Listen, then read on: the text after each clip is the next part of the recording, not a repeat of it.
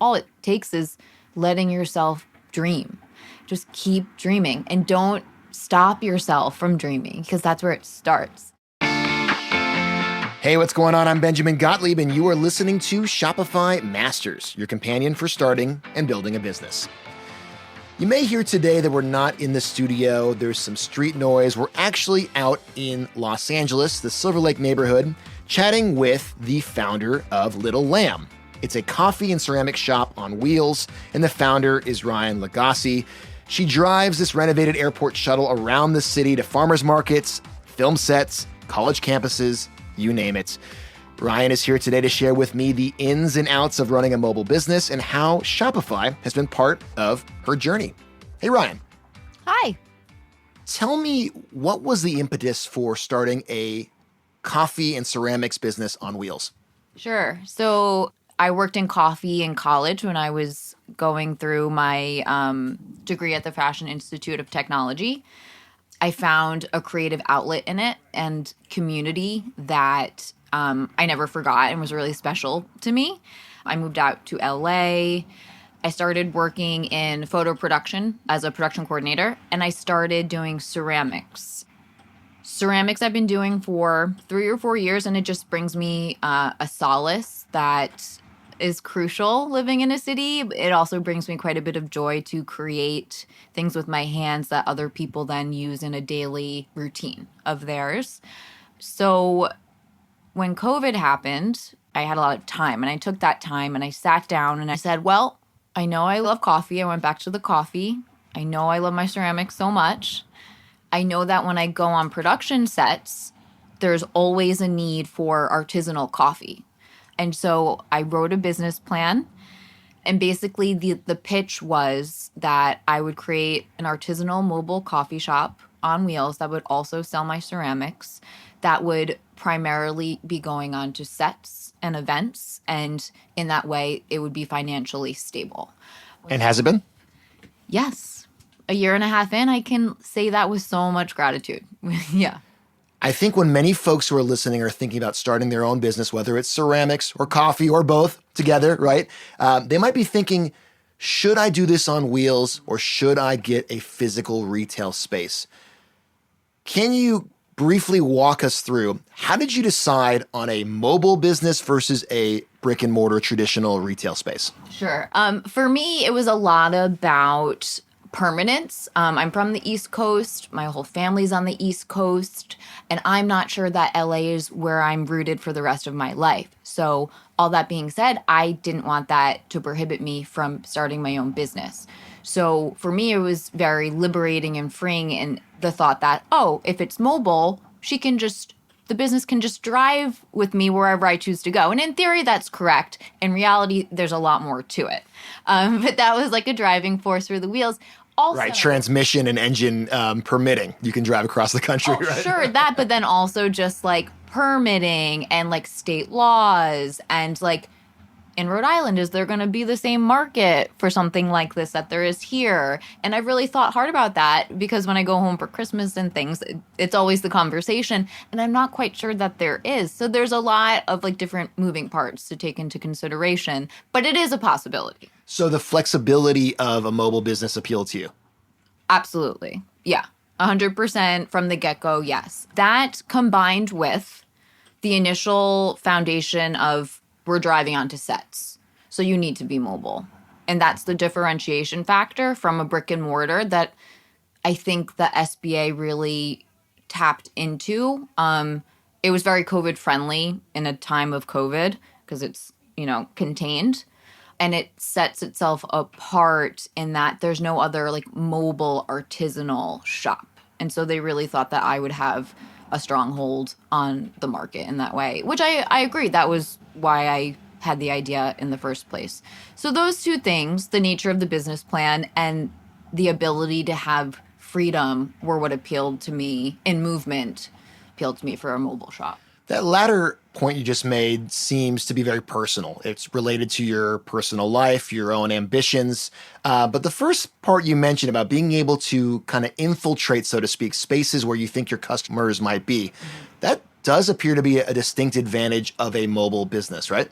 Correct, 100%. It's just not as easy as it sounds. So, yes, absolutely, I can park somewhere if it's absolute crap and I get two customers, which has happened 100%. I don't ever go back there again, or I don't have to. I've learned a lot of things in a much more detailed sense along the way over the last year and a half. It's going to take about 3 solid weeks of going there to get any sense of the real, like, business in the neighborhood, because people are so caught up in their routine. Like, they don't want to deviate. So you got to stay for a while to get a true understanding. Also, LA is just bogged down with food trucks. And so it's competitive to find a spot. Most of us know where the lucrative business is going to happen. And so those places are already staked out. It's hard to get parking there because parking for a food truck, we have to follow public law of parking. So we can park in any metered spot and that's all good. But we're big. We need like ample room. And so either we got to get there really, really early, which I'm up at 4:30, or you have to like find some sort of like partnership with someone who's willing to have you park in front of their store, which is not an easy thing to do. So yes, tons of flexibility. You can move from one place to the other to the other. That's not going to be a lucrative business model because you can't set up for one day and expect people to just show up and you make a killing when they don't know who you are and they already have their place where they get their coffee. So it takes very consistent work to be there. And it's never a guarantee. So it's been a ton of trial and error for me in terms of the public parking. Ryan Lagasse is my guest. Her business is Little Lamb. We're here on Silver Lake Boulevard in Los Angeles with her little dog Poppy as well. I'm sitting actually inside the van itself. You can see that the walls are painted a mustard yellow colored, if that's right. Maybe it's a different type of yellow. Powder coated, can't have paint. Powder coated yellow color. I'm next to the espresso machine. It's actually an ochre that's meant to only be a primer for agricultural machinery, but I liked the color so much that I told my fabricator I wanted it, and he was not thrilled. And I think behind you is a picture of Ruth Bader Ginsburg, if that's right. From Aardvark Letterpress. It was a gift from them.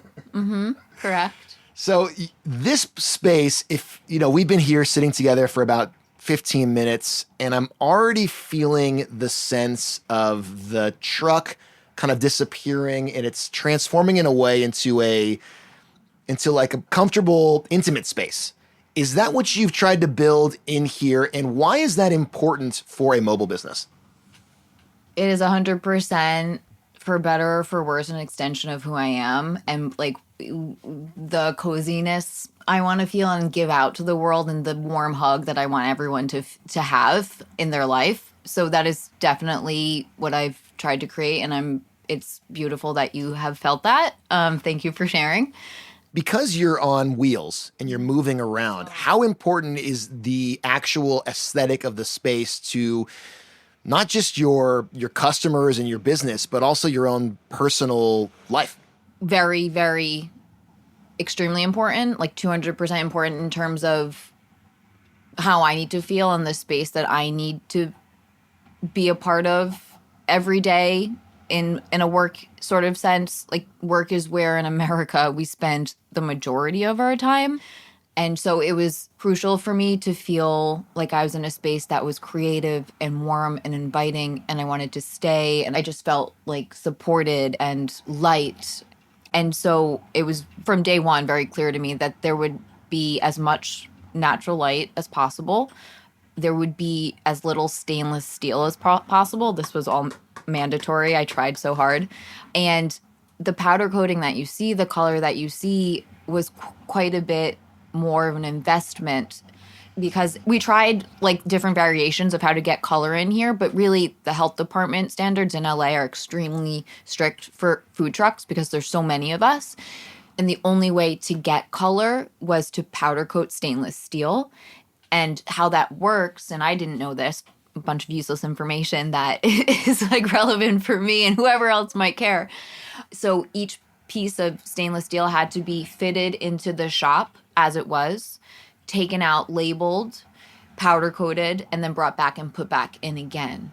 So my fabricator and I had so many conversations, and bless him, Justin from Firefly Fabrications, he did a great job. We got through it. We learned and we grew together, but I asked for many things that he was not used to doing. It was quite a custom build for him. I think the differentiation for me, and from like a business perspective and a marketing perspective, is most food trucks are pretty generic. They don't have a lot of detail inside or outside, or it's like all stainless steel inside, and then it's like a wrap. More utilitarian inside, more about use, less about look. So correct. And so for me, when I was creating this and wanting to put it out in the world, the shop was meant to be marketed toward a different aesthetic, a different like market of people that have a bit more appreciation for a creative aesthetic. So not just about the product you're giving them, but also the experience. Absolutely. Without a doubt. Yeah. You had mentioned some things that are very personal about this truck, which I think are incredible. We've been talking about the powder coating. We've been talking about just what you've got inside here and what you're selling. Much of that is personal, but I would imagine that there are some uniform struggles that you go through that are typical for mobile business owners. The one thing I thought about when I was walking up was security. Unlike a brick and mortar store where you have perhaps a big security door or you're in a suite of buildings around other places, right now we're sitting on a somewhat busy street and it's just us in this truck. And I would imagine many days it's just you in this truck with your dog. So what have you experienced in terms of dealing with security, and what sort of advice might you have for other folks who are looking to open a mobile business? Two things come to mind off the bat. I have a sign that says no cash accepted. I want to make it clear to people that there's no cash on the bus, and that's for safety reasons. I was also gifted by a friend of mine, Mace, when I first opened, that I've never used, but it's there. So it's definitely like a thing that's on my brain. I'm alone inside a mobile shop. I park in places that I feel safe in and during daylight hours. And so, although I get there quite early when it's still dark. So, I've been lucky and I've never had a situation thus far that has made knock on steel. Has made me feel unsafe. Part two of that is at night when I park and like vandalism and break-ins and all that, all those things. So by health department law, all food trucks have to park in commissaries. And so what a commissary does is it provides a few things. It provides 24-hour security, like a big brick wall, gates, security guard. And then like a place to empty your gray water and your trash and like plug in the refrigerators overnight and a few other odds and ends. And you pay for that space like you pay for rent, almost like a brick and mortar. You pay for rent. This is my rent. And at the beginning, I was like, oh, I don't want to pay this. I can't believe. And how much does that run usually? So it just went up in the new year. I pay for my parking spot, and my commissary also offers extra storage if you want to pay for it. And I now have like a storage unit. And so I am paying $1,500 or $1,600 with the storage unit. But that's certainly less than your rent would be in a physical location. It is certainly less than my rent would be in a physical location. It's still quite expensive in terms of commissary parking. Yeah, and you're starting every month in a $1,500 to $1,600 hole, basically, that you have to make up. Totally. But again, I think that learning about cashless business, I mean, something that became exceedingly popular during the pandemic, but it seems like it makes great sense for a mobile business. Is that something you fell into, or was this something you always had in mind that you wanted to do cashless? I always lean toward cashless. I feel like it's like cleaner. It's like it's easier. It's just more of like a seamless transaction. I will say this, just on the flip side of that, I do the Hollywood Farmers Market every Sunday, and cash is still king at the farmers market. So I do run into situations, and a lot of people do expect that I will only take cash being a food truck. I think that's still something that's common in the industry. So I do run into that not infrequently. Ryan, you mentioned that it's not just coffee and coffee-related products, but also ceramics that you sell out of this cute, not so little, medium-sized truck. Tell me about the ceramics. Why combine the two? What is the marriage of ceramics and coffee-related products? Yeah, well, I think on a personal level, there are two things that bring me a lot of joy and two things that I know intimately that I could see starting a business with because I know and have experience in them. It's funny, like I think that they go really well together. I think the ceramics that I make are functional, and so you put your beverage in your mug or, you put your pastry on your plate. Do you have one nearby that I could take a look at? Yeah, please. Yeah. I'm going to have to... So Ryan's going into the front seat of the van here. You haven't seen this yet. No. But if you, come to the bus doors, yeah. I have a whole shop. Oh, cool. Yeah. Which you should take a look at. I actually won't be able to reach them. Okay, well, maybe you can describe one to me. Is this one right here? So there are a few in here too. But my favorite ones are out front. Here, I'm going to grab one. Yeah, grab one. Let's check one out. So I'm looking at about 5 coffee mugs, looks like. Those are my microphone stands making a fall outside. So many things. Can you hold that? I absolutely can. Wow, it's heavy. This is a candle, looks like. Yeah. Oh, does one fall? Oh, no, I just broke the handle. It's okay. Oh, I'm so sorry about that. It happens all the time. It does. Okay, Well, sorry. not all the time, but it's part of the liability. That was my fault. You brought a lot of them. I wanted to show you a plethora, and I tried to carry too many. And we had a casualty. We had a casualty. It's okay. It's the nature of the game of ceramics.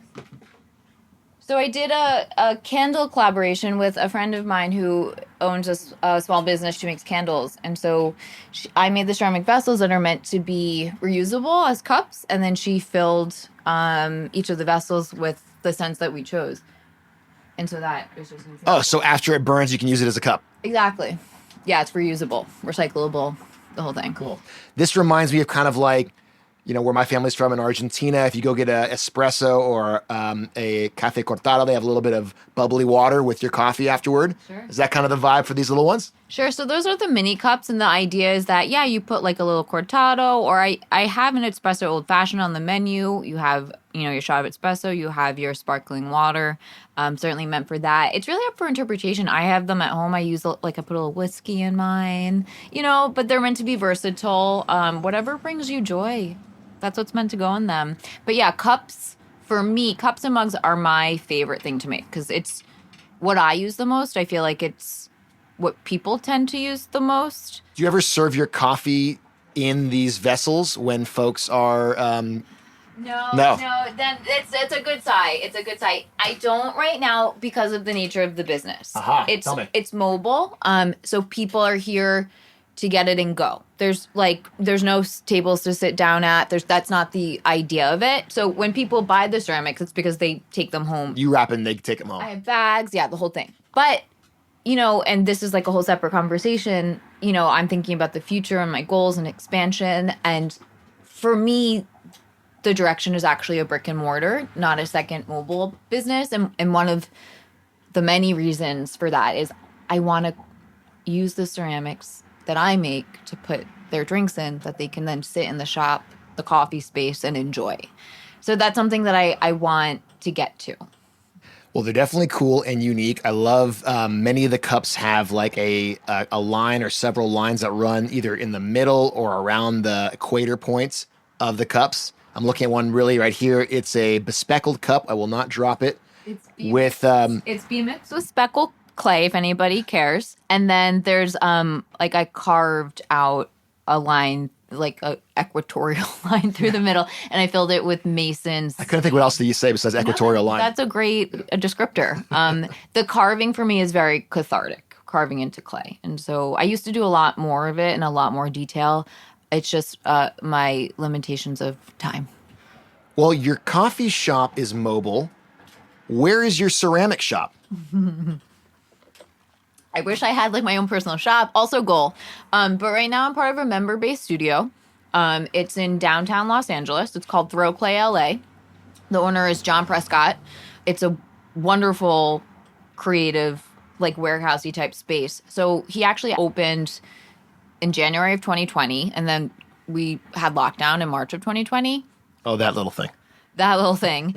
And so it was crazy. I've been a member there since basically February, when my school was closing, that I was taking ceramics classes at, I transferred to his studio. I was living downtown at the time, and I spent, not exaggerating, every day at this studio. Just he and I asked him if I could keep coming. I was going to go crazy if I didn't have anywhere to go. If I could just come in and make ceramics and like work with clay. And he, to his credit, like we weren't supposed to be out, but he was like, yeah, like, you know, if someone comes in, just like run behind, like hide somewhere, whatever. He's like, but yeah, please come in. Strange time. It was so strange. Yeah. So incredibly grateful for him and his kindness. So incredibly grateful for that space that I just went in and like poured everything into that clay in that time. And it was like very special and pivotal. It was there that I decided I wanted to start my own business. John's been a huge supporter. He had just opened his own small business, so he was very like understanding and sort of helpful in some of the like finer details of the process. And then when the shop was being built and I was sort of transitioning from, you know, production into being a business owner, I actually started working at the studio, and I was a tech for a while. So I was like loading kilns and unloading kilns and, recycling clay. And so my history with the studio is like special and involved, and just really, it's a whole other community that is beautiful. Well, it sounds super fun and interesting. A great marriage between two of your loves, which you mentioned, coffee and ceramics. Although I saw you squinting at the word marriage, maybe a union, we could say. Oh no, that was like a squint of love. That was like, yeah, no, totally. Let's look ahead. With this business, you also are selling some of your products online, right? And as I think everyone who's listening knows, you want to be selling your products when you have a business everywhere that people are, right? You're selling your coffee and your ceramics here in person in Silver Lake, California, Los Angeles, but it's also possible for folks to buy your merchandise online, right? Why did you choose Shopify to do that? What about Shopify made this attractive to you? Sure. I had my online website before I even started the mobile shop. So it was much smaller and it only had the ceramics, and now it incorporates other things. But I think what I liked the most was the different, like the choices of layouts. There were a lot of them, and they felt clean and simplified for the user and like design friendly. And so I think that was a big pull for me. It also felt like something that I could navigate as a person who's not a web designer or developer. So ease of use was a big attraction for you. Oh, 100%. It needed to be. Yeah. Mm-hmm. And then speaking of ease of use, your business has grown since you just were selling ceramics online. Has Shopify been able to grow with your business? Yeah, I've, added pages and tabs and descriptions, and, I have like a promo deal if you buy like 2 mugs. And so, yeah, it's accommodated all the needs that have come up for me as I've grown my business in real time. Ryan Lagasse, founder of Little Lamb here in Silver Lake, California. Today, who knows where she will be tomorrow. Ryan, thank you so much. It was a pleasure.